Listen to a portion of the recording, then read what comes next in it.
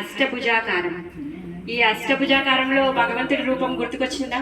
చెప్పండి, ఎలా ఉన్నారు?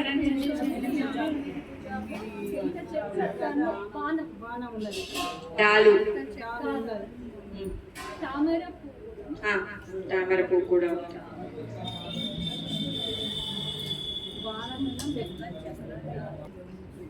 గుర్తుకొచ్చారా స్వామివారు? అష్టభుజాకారం. అష్టభుజాకారం బాగా పెద్ద విగ్రహం ఉంది. అన్ని 8 చేతుల్లో 8 ఉన్నాయి. ఒకటి వరద హస్తం కూడా, ఒకటి వరద.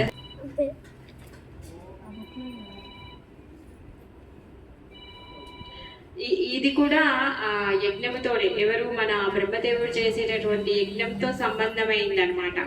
అయితే ఆ సరస్వతి ఉంది, అభయహస్తం ఉంది. నేను అదే చెప్తున్నా, అభయహస్తం ఉంటుంది. అభయహస్తం ఉంటుంది, ఒక పద్మము, తర్వాత మిగిలిన 6 ఆయుధాలను పట్టుకొని ఉంటారు. అయితే సరస్వతీదేవి చాలా రకాలుగా యజ్ఞాన్ని డిస్టర్బ్ చేయడానికి తను చాలా రకాలుగా ప్రయత్నించింది అనమాట. ఇప్పుడు మనం ఈ కంచిలో కనీసం 6-7 క్షేత్రాల్లో సరస్వతీదేవి ఇంకా బ్రహ్మ స్టోరీసే ఉంటాయి.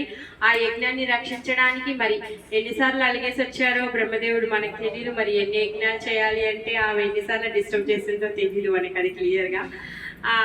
అయితే ఇక్కడ ఏంటి అంటే శరభ భృంగం అంటే శరభ అనే మృగాన్ని పంపించిందంట అక్కడ యజ్ఞాన్ని నాశనం చేయడం కోసం.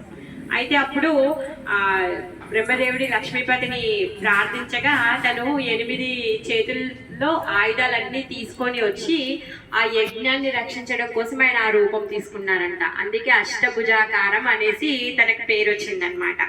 ఆ విధంగా భగవంతుడి యొక్క భక్తులకి వచ్చేటటువంటి ఎటువంటి కష్టాలనైనా సరే, విఘ్నాలనైనా సరే తను ఎదుర్కోవడానికి తను సిద్ధంగా ఉంటారు భగవంతుడు. మరి అలాంటి రూపంలో మీరు వచ్చారు కదా, పిలిస్తే పలికే ఓ దైవమా, మీరు ఎలాంటి వాటినైనా మీరు పారదోలుతారు కాబట్టి మీరు మీ యొక్క రూపాన్ని అందరికీ ఈ రూపాన్ని దర్శనం ఇవ్వండి అని బ్రహ్మదేవుడు వేడుకుంటే ఆ రూపము ఇప్పటి వరకు మనము ఆ దర్శనం చేసుకుంటున్నాం అనమాట. అష్టభుజాకారం, సుదర్శన చక్రం, శంఖం, ఖడ్గం, ఖడం, విల్లు, చక్రం, పద్మం, బాణం, డాలు, గద ఇవన్నీ ఉన్నాయన్నమాట.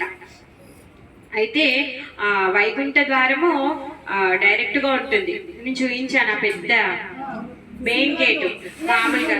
అయితే మామూలుగా మనకి వైకుంఠ ద్వారం ఎలా ఉంటుంది అంటే ఒక ద్వారం ఉంటుంది, కాకపోతే మెయిన్ డోర్ కి ఎదురుగా ఉండదు. కానీ ఈ టెంపుల్లో మెయిన్ గేట్ అండ్ వైకుంఠ ద్వారం 2 ఎదురెదురుగా ఉన్నాయి. మనము పార్థసారథికి వెళ్ళినప్పుడు మనం మెయిన్ గేటు ఇక్కడి నుంచి వస్తే వైకుంఠ ద్వారం ఎదురుగా లాక్ చేసింది చూడండి, వేరేది ఉంది. మనం దర్శనం చేసుకునేటప్పుడు కనిపించింది. కాకపోతే మెయిన్ స్పెషాలిటీ ఈ టెంపుల్ ఏంటంటే ఎదురు ద్వారం, అంటే మనం ప్రవేశించే ద్వారానికి వైకుంఠ ద్వారం ఉంటుంది అనమాట. అంటే భగవంతుడు ఆ వైకుంఠ ద్వారాలని ఓపెన్ చేసి ఆయుధాలతో రెడీగా నిల్చున్నారనమాట భక్తులను రక్షించడం కోసం. అలా అయితే అక్కడ ఉన్నటువంటి కోనేటిలో ఉన్నటువంటి తామర పువ్వులు తీసుకొని గజేంద్రుడు శ్రీహరికి అర్పించారంట ఆ కోనేరులో నుంచి. ఇక్కడ పేయాల్వారు ఇంకా తిరుమంగయ్య ఆల్వార్లు కీర్తించారనమాట.